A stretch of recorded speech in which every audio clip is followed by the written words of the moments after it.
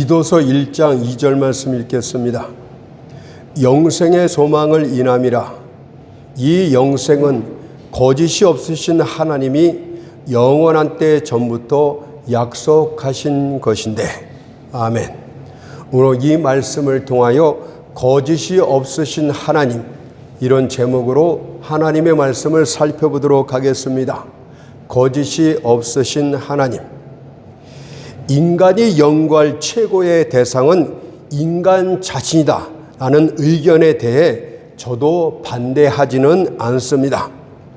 그러나 만일 당신이 그리스도인이라면 당신이 연구할 최고의 대상은 하나님 그분 자신입니다. 하나님의 존재, 하나님의 인격, 하나님의 속성, 하나님의 행하심 같은 것들은 항상 우리의 관심을 끄는 가장 높은 과학이요 가장 깊은 철학이 됩니다. 그 같은 주제들은 너무도 광대해서 우리로 정신을 잃게 만들며 또 너무도 심오해서 우리의 측량줄로는 감히 측량조차 할 수 없습니다. 따라서 하나님을 묵상하는 것 자체가 우리의 마음을 겸손케 만듭니다. 하나님을 알면 알수록 겸손히 머리를 숙인 채 사무엘상 3장 9절의 말씀처럼 여호와여 말씀하옵소서 주의 종이 듣겠나이다, 이런 고백만 나오게 됩니다. 또한 동시에 하나님을 묵상하는 것은 우리의 마음을 넓혀주기도 합니다. 하나님을 아는 자는 이 좁은 지구 이곳저곳을 걸어다니는 사람보다 훨씬 넓은 마음을 갖게 됩니다. 보통 사람들은 과학적인 지식들이 자신들을 품위 있게 만들어주며 자신의 마음을 넓혀줄 것이라고 생각을 합니다. 물론 어떤 면에서는 그럴 수도 있을 것입니다. 하지만 궁극적으로 우리의 마음을 가장 넓혀주는 것은 영광스러운 삼위일체 하나님에 대한 지식이 되겠습니다. 여러분은 마치 감친 보화를 찾듯이 세상 여러 지식들을 추구해 왔을 것입니다. 파리와 풍뎅이들의 여러 부류들을 분리 배열하기도 하였고, 또는 들의 꽃들과 하늘의 별들을 과학적인 순서로 배열할 줄 아는 지식도 갖추고 있었을 것입니다.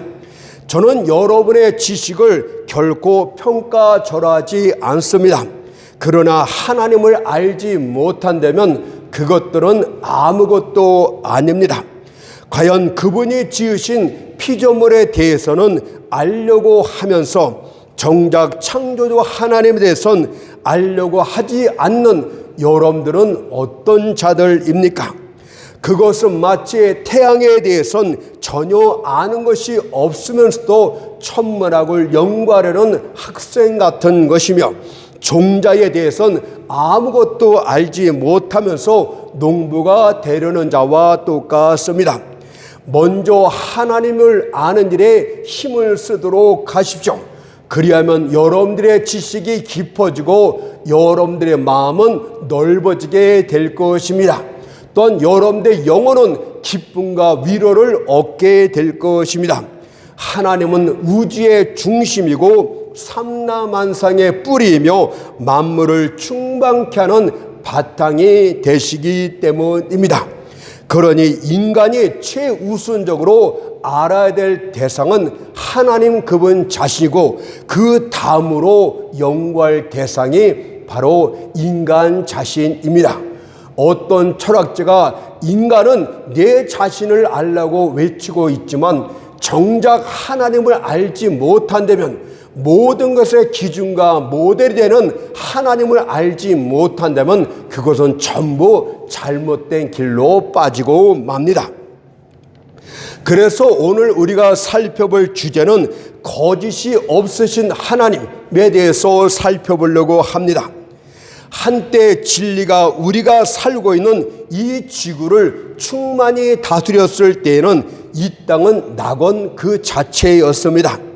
인간이 거짓을 몰랐을 때는 슬픔도 고통도 알지 못했습니다. 하지만 요한복음 8장 44절 말씀처럼 거짓의 아비인 사단이 지극히 복된 낙원의 침입해 들어와 거짓으로 에덴을 황폐화시키고 말았습니다. 사단은 번쩍이는 거짓말로 여자의 눈을 현혹시켰습니다. 창세기 3장 5절에서 너희가 그것을 먹는 날에는 너희 눈이 밝아 하나님같이 되어 나는 거짓을 통해서 여자를 쓰러뜨렸고 온 세상을 자신의 손아귀에 넣고 말았습니다. 그래서 주님께서는 사단을 요한복음 12장 31절에서 이 세상 임금이라고 칭합니다.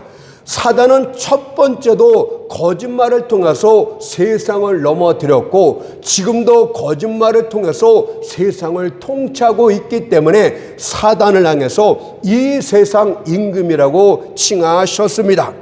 또한 에베소서 2장 2절에선 이 세상 풍습을 주도하는 공중 권세 잡은 자라고 합니다. 지금 불순종의 아들들 가운데서 역사하는 영이 바로 사단이라고 성경은 밝히 말해줍니다. 실제로 사단의 왕국은 세상 가운데서 확고부동하게 자리를 지키고 있습니다. 이는 세상 사람들의 마음이 헛된 신화에 미혹되어 있고 거짓 종교의 사슬에 얽매여 있기 때문에 사단의 통치는 절대적이다, 이렇게 말할 수가 있겠습니다. 미신과 거짓 종교에 빠져있는 그들은 사단의 통치를 철저하게 받고 있는 상태입니다. 사단은 세상 도처에서 거짓말을 장려하고 있고 또한 그런 거짓말이 전파되는 것을 적극 지원하고 있습니다. 여러분들 주위를 둘러보십시오. 거짓의 자식들이 얼마나 많습니까? 그 수는 애굽의 개구리만큼 많고 흑사병처럼 모든 방 가운데 침투해 있습니다. 먼저 세속적인 삶 모든 곳에서 거짓의 끈적끈적한 점액이 빛나고 있는 것을 볼 수 있습니다. 따라서 여러분은 세상을 살아가는 동안에 입에서 입으로 전파되는 세상 풍문에 대해서 말 한마디라도 주의하고 경계를 해야 됩니다. 거짓은 이 땅 높은 지위에 있는 자들에게도 배제되지 않습니다. 왕의 혀에서 거짓이 엄중하게 잘 미끄러져 내려오고 있습니다. 외교란 도대체 무엇입니까? 그것은 거짓말하는 기교 아닙니까? 아주 이 말도 아니고 저 말도 아닌 그런 단어들을 사용하면서 기교먹게 상대방을 설득시키고 상대방을 미혹시키는 것이 외교 아니겠습니까? 정치는 또 무엇입니까? 자신의 생각을 숨긴 채 시침에 뚝대고 말하는 자들이 정치가들 아닙니까? 또한 선거 때마다 사람들을 기만해요 공약하고 남발하고 있지 않습니까? 심지어 넉마를 거친 거지가 내뱉는 상스러운 말 속에도 거짓은 있습니다. 이처럼 거짓은 천한 자로부터 고귀한 자들에 이르기까지 모두에게 환영받고 있습니다. 따라서 세상 가운데 있는 시온의 의로운 백성들은 이 세상에 사는 것 자체에서 절규하고 괴로워합니다. 시편 120편 5절 7절 말씀을 보세요. 내색에 유하며 계달의 장막 중에 거하는 것이 내게 화로다. 세상을 상징적으로 말하고 있어요. 악한 세상, 거짓된 세상 가운데 살고 있는 것 자체가 화라고 고백을 합니다.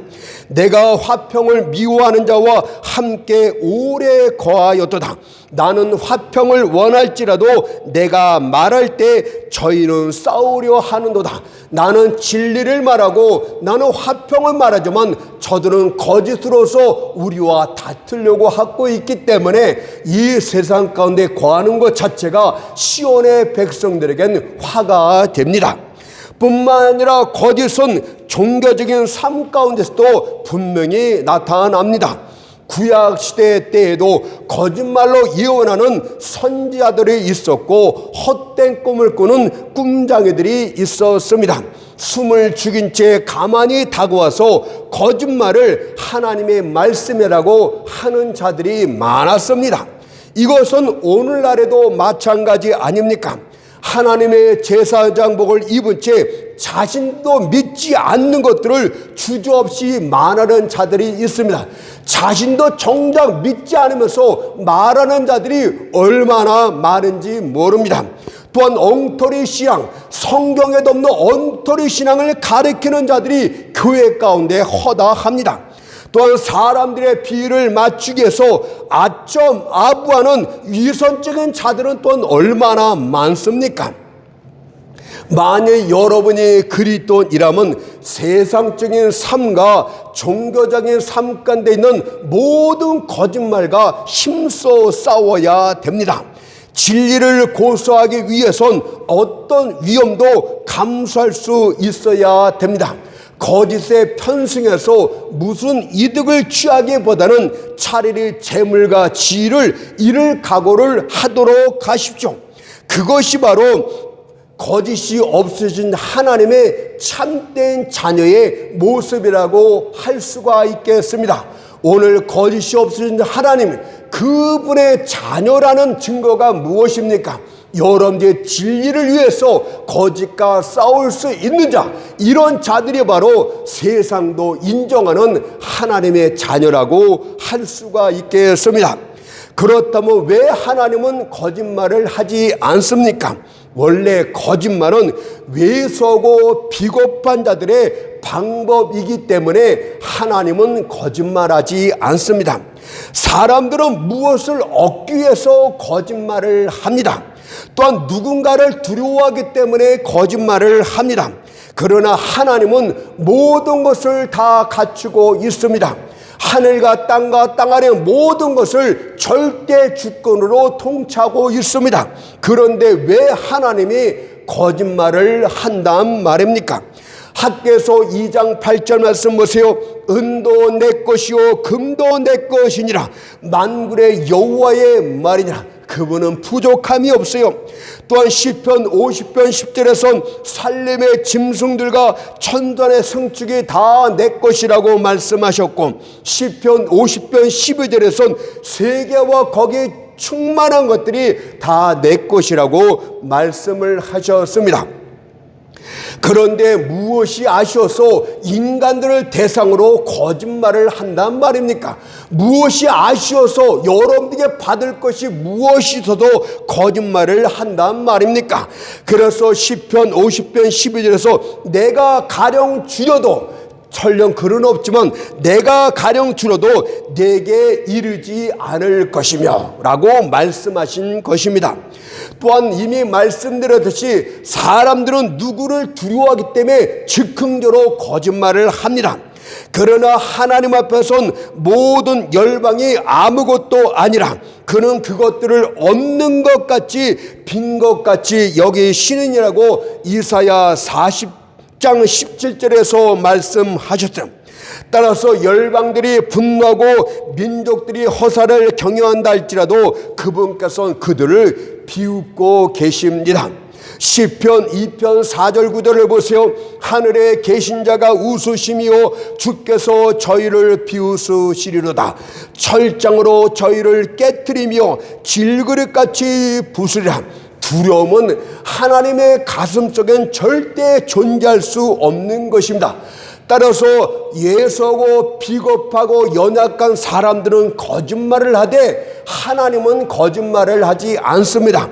그것을 로마서 3장 4절에서 사람은 다 거짓되되 오직 하나님은 참되시다고 선포했습니다. 뿐만 아니라 그분의 거짓말 하실 수 없음은 성경에 나타난 사람들의 경험 속에서도 명확히 나타납니다. 먼저 그분의 경고 가운데서 거짓이 없다고 하십니다. 아담의 경우를 보도록 하십시오. 그는 첫사람 아담이고 인류의 대표자였습니다. 그가 타락했을 때 하나님은 어떻게 하셨습니까? 자신이 경고한 그대로 아담을 징계하십니다. 아담은 하나님의 형상대로 지음을 받은 완전한 존재였습니다. 그리고 그때는 이 지구상에 아담과 하와 위에는 어떤 사람도 존재하지 않았습니다. 따라서 하나님은 그를 징계하고 싶지 않으실 수도 있었습니다. 하나님께서 아담에게 다가와 탄식하던 창세기 3장 9절에서 아담아 네가 어디 있느냐고 부르십니다. 마치 용서하시고 경고한 대로 징계하지 않을 것처럼 말씀하신 것이 아담을 불쌍히 여겨서 가능하면 아담을 벌하고 싶지 않았던 아담아 네가 어디 있느냐고 찾으십니다.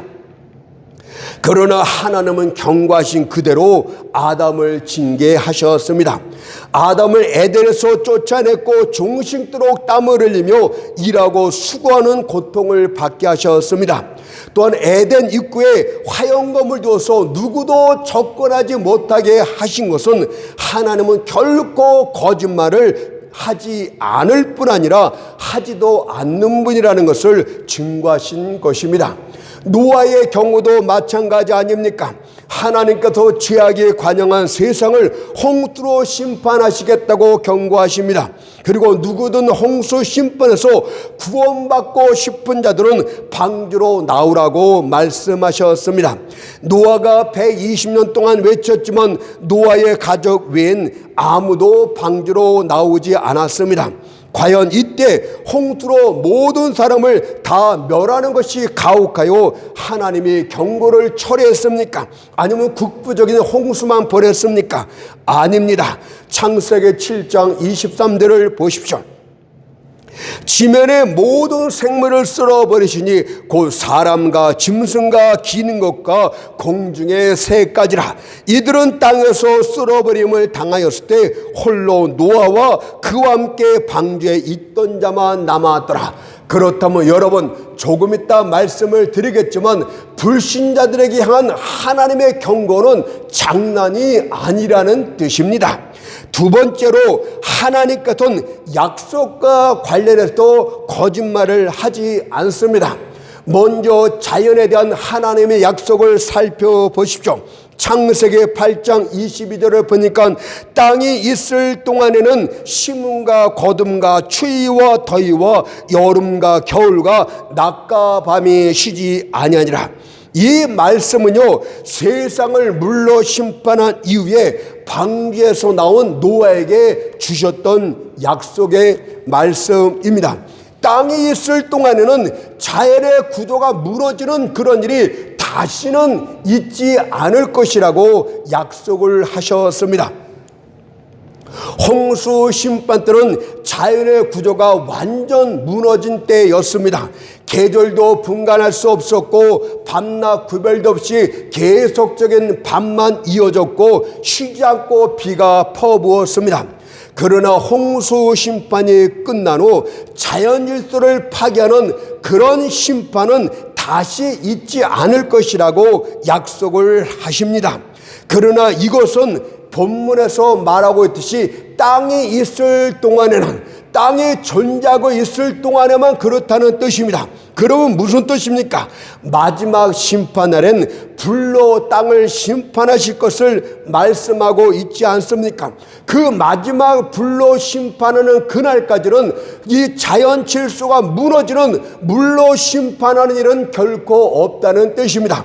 오늘날 사람들은 하나님의 이 약속을 믿지 못해서 그냥 미리 겁을 먹어서 남극과 북극의 얼음이 다 녹으면 세상에 다 물에 잠길 것이라고 헛된 생각을 하지만 그 전에 정말 그런 일이 있다면 그 전에 하나님의 마지막 심판 때가 다가오게 될 것입니다. 베드로서 3장 7절에 보니까 이제 하늘과 땅은 그 동일한 말씀으로 불사르게 하여 간수하신 바 되어 경건치 아니한 사람들의 심판과 멸망의 날까지 보존하여 두신 것이니라고 말씀하셨어요. 그러므로 이 약속은 마지막 때까지 신실하게 지켜질 것입니다. 실제로 이 약속이 얼마나 오랫동안 신실하게 지켜졌는지 이제는 불신자들까지도 이 약속을 절대적으로 믿습니다.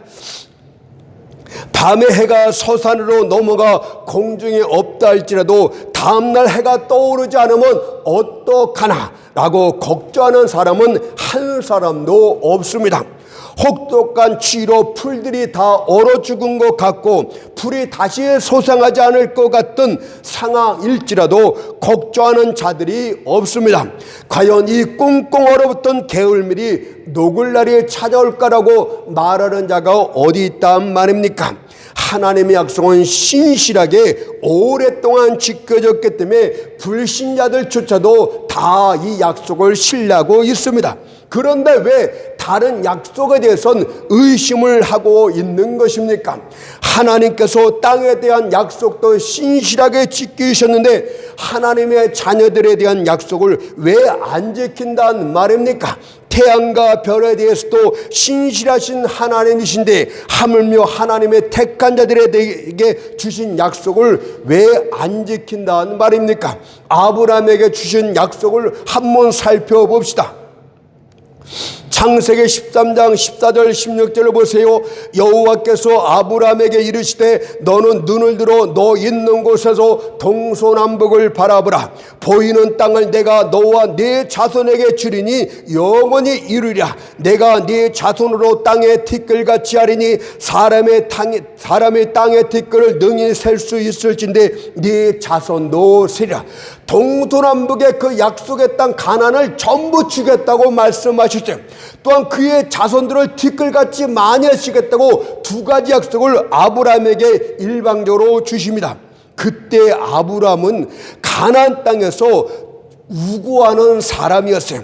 여기저기 천막생활하면서 왔다 갔다 하는 방랑자요 나그네였습니다. 땅 한 평도 없는 그 아브라함에게 가나안 땅 전체를 기업으로 주시겠다고 약속하십니다.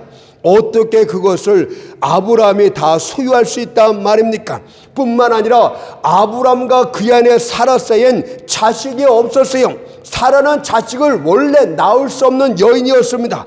그런데 어떻게 티끌같이 많은 자손들이 나온다는 말입니까? 이 약속이 과연 성취될 수 있겠습니까? 그럼에도 불구하고 아브라함은 하나님의 약속을 믿었습니다. 비록 아브라함이 나이 많아 죽은 몸같이 되었고 그 안에 사라 역시도 경수가 끊어진 지 오래지만 그는 하나님의 약속을 믿었습니다. 모든 상황이 다 불가능하다 할지라도 나는 하나님을 믿는다. 하나님은 전지전능하시니까 모든 난제들이 그분 앞엔 아무것도 아니다. 나는 그저 그런 난제들은 하나님이 해결할 일이고 나는 믿기만 하면 된다. 이것이 아브라함의 믿음이었습니다. 여러분들 마침내 이 믿음의 사람 아브라함에게 하나님의 약속이 성취되는데 그 첫 번째 징조가 그가 100세 때 아들 이삭을 얻었습니다. 그의 믿음을 성경이 이렇게 칭찬합니다. 로마서 4장 18절 22절 말씀 보니까 아브라함이 바랄 수 없는 중에 바라고 믿었으니 이는 내 후손이 이 같으리라 하신 말씀대로 많은 민족이 조상의 대결하심을 인함이라. 그가 100세나 되어 자기 몸에 죽은 것 같은가 사라에 대해 죽은 것 같음을 알고도 믿음이 약하여지지 아니하고 믿음이 없어 하나님의 약속을 의심치 않고 믿음에 견고해져서 하나님께 영광을 돌리며 약속하신 그것을 또한 능히 이루실 줄을 확신하였으니 그러므로 이것을 저에게 의로 여기셨느니라. 여러분들 하나님의 약속은 째짠 것은 하나님이 주신 약속이 아니에요.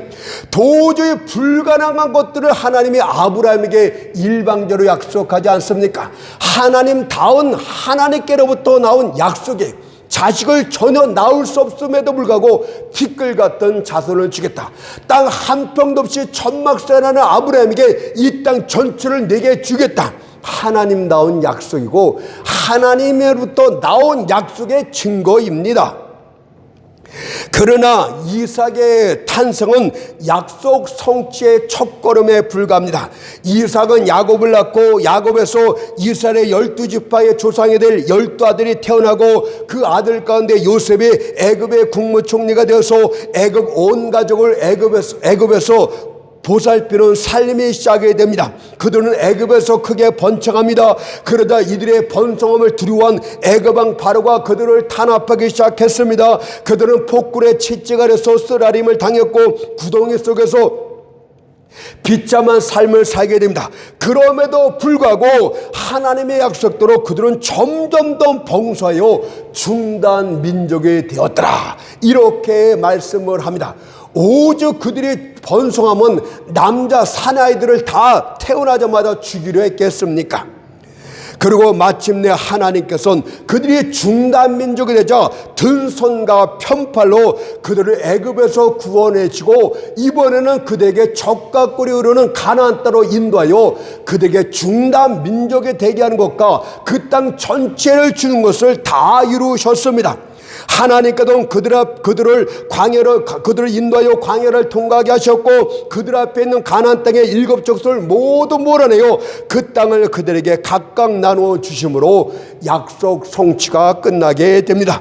여호수아 11장 23절 말씀처럼 이와 같이 여호수아가 여호와께서 모세에게 이르신 말씀대로 그 온 땅을 취하여 이스라엘 지파의 구별을 따라 기업으로 주었더라. 그 땅에 전쟁이 그쳤더라.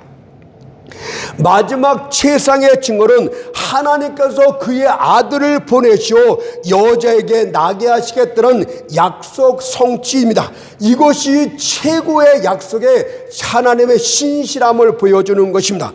그것이 바로 본문 내용 아닙니까? 디도서 1장 2절을 보니까 이 영생은 거짓이 없으신 하나님이 영원한 때 전부터 약속하신 것이라. 영원한 전부터, 창조가 시작되기 전부터 약속한 거래요. 영생은요 무엇입니까? 예수, 하나님의 아들 예수 그들을 믿음으로 새 생명, 영원한 생명을 얻게 될 것이라는 약속 아닙니까? 이 약속을 위해서는 하나님은 반드시 범죄한 인생들을 대신하여 십자가에서 대속의 제물이 되실 아들을 이 땅에 보내주셔야 됩니다. 그래야만 이 약속이 성취되는 것 아닙니까? 하나님께서 얼마든지 그 약속을 도중에 취소할 수도 있었습니다. 내가 왜 먼지보다 못한 인생들을 위해서, 내가 왜 노골적인 도전하는 사악한 인생들을 위해서 하나뿐인 내 독자를 죽여야 한단 말이냐? 나는 그 약속을 취소할 것이다. 대신에 공의로 모든 범죄한 인생들을 싹 쓸어버릴 것이다. 그리고 다시 새롭게 창조할 것이다. 이렇게 말씀하셔도 됩니다. 그런데 하나님은 약속하신 그대로 그의 아들을 주셨습니다. 요한일서 4장 9절 10절 말씀을 보세요. 하나님이 자기의 독생자를 세상에 보내심은 저로 말미암아 우리를 살리려 하심이니라. 사랑은 여기 있으니 우리가 하나님을 사랑한 것이 아니요 오직 하나님이 우리를 사랑하사 우리 죄를 위하여 화목제로 그 아들을 보내셨음이니라. 여러분들, 예수가 이 땅에 온 것은 하나님의 사랑에서 기인한 것이래요. 여러분들이 뭔가 앞으로 장래에 잘 될 것을 봐서 그런 것이 아니고 하나님이 무조건적인 사랑으로서 여러분들을 구원하시기 위해서 아들을 보내셨다고 말씀을 합니다. 한마디로 구원은 하나님의 사랑으로부터 시작되었다는 뜻입니다. 죄악된 인생들의 그의 아들의 말을 듣지 아니하고 영접지도 아니하며 오히려 침뱉고 채찍질하고 십자가에 못 박혀 죽일 것을 다 알고 계심에도 불구하고 그의 아들을 약속대로 보내셨습니다. 진실로 하나님께서는 거짓이 없으신 하나님이셨습니다. 말씀하신 그대로 행하시는 변혁지 아니하시는 하나님이셨습니다. 민수기 23년 19절에서 하나님은 인생이 아니시니 시건치 않으시고 인자가 아니시니 후회가 없으시도다. 어찌 그 말씀하신 말을 행치 않으시며 하신 말씀을 실행치 않으시랴. 하나님의 약속은 결코 변경되지 않을 것입니다. 하나님의 경고 역시도 그럴 것입니다. 그러므로 성도 여러분, 하나님의 거짓이 없으신 분임을 알고 있다면 모든 우리들이 해야 될 일은 하나님을 온전하게 믿는 것입니다. 여러분들, 하나님을 믿지 않게 되면 오히려 그것은 하나님 앞에 거짓말쟁이라고 욕하는 모욕적인 일이 됩니다. 하나님은 절대 거짓말을 하지 않으시는 분인데 하나님의 말씀을 의심하는 것은 하나님에게서 당신은 거짓말쟁이라고 그분의 명예와 그분의 이름을 실추시키는 일이 됩니다. 그래서 요한일서 5장 10절에서 하나님을 믿지 아니하는 자는 하나님을 거짓말하는 자로 만드나니라고 말씀하고 있어요. 그러므로 이제 본문에 거짓이 없으신 하나님을 우리에게 적용시켜 보도록 하겠습니다. 첫 번째는 불신자들에게, 두 번째는 하나님의 백성들에게 적용시켜 보고 마치도록 하겠습니다. 먼저 그리스도를 믿지 않는 불신자들에게 적용시켜 보게 되면 마가복음 16장 16절에서 믿지 않는 사람은 정죄를 받으리라 는 하나님의 경고가 거짓이 아니라는 사실을 선포하는 것입니다. 믿지 않는 여러분요, 여러분은 많은 날을 여러분들이 원하는 대로 갔습니다. 여러분들은 마치 백보자의 심판이 없고 정죄도 없고 타오르는 지옥도 없는 것처럼 경건치 못한 길을 고집하며 나아갔습니다. 그러나 하나님께서는 여러분의 현실적인 삶과 관련해서 선하심과 인자심을 끊임없이 베푸셨습니다. 비록 여러분들이 하나님에 대한 두려움이 없다 할지라도 하나님은 여러분들이 노력한 일을 축복하시기를 기뻐하셨습니다. 그래서 여러분들은 생의 위안과 부를 축적할 수 있었습니다. 게다가 하나님은 여러분에게 좋은 건강과 쾌활한 마음과 육체의 힘까지도 허락해 주셨습니다. 비록 여러분들이 악할지라도 오래 참으심으로 여러분들이 회개하기를 원했기 때문에 하나님은 그렇게 하셨대요. 사실 하나님이 원하시게 하면 한순간에도 여러분들을 광야로 내쫓을 수 있고 여러분의 경솔한 혀를 멈추게 할 수도 있었습니다. 부요가 아니라 거꾸로 깊은 가난에 빠지게 할 수도 있었고 질병으로 여러분의 지위를 잃어버리게 만들 수도 있었고 사업의 파산에 빠지게 할 수도 있었지만 하나님은 오래 참으심으로 여러분의 현실적인 삶 가운데 축복을 하셨습니다.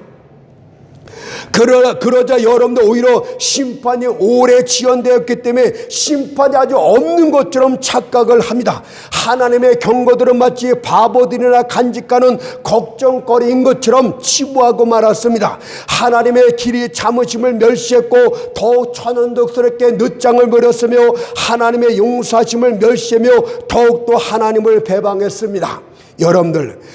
여러분들은 바로 여러분들 회개에 귀한 하나님의 인자심과 오래 참을 얼마나 멸시를 했습니까? 그러나 여러분들이 저 세상으로 들어가게 될 때 성경의 모든 무시무시한 경고들이 거짓이 아님을 깨닫게 될 것입니다. 그때 여러분들은 마가복음 9장 48절의 말씀처럼 거기는 구더기도 죽지 않고 불도 꺼지지 않은 음부가 있다는 것을 여러분들이 친히 들여가 봄으로써 깨닫게 될 것이고 그때 여러분들은 마태복음 22장 13절의 말씀처럼 슬피 울며 이를 가는 것을 체험하게 될 것입니다.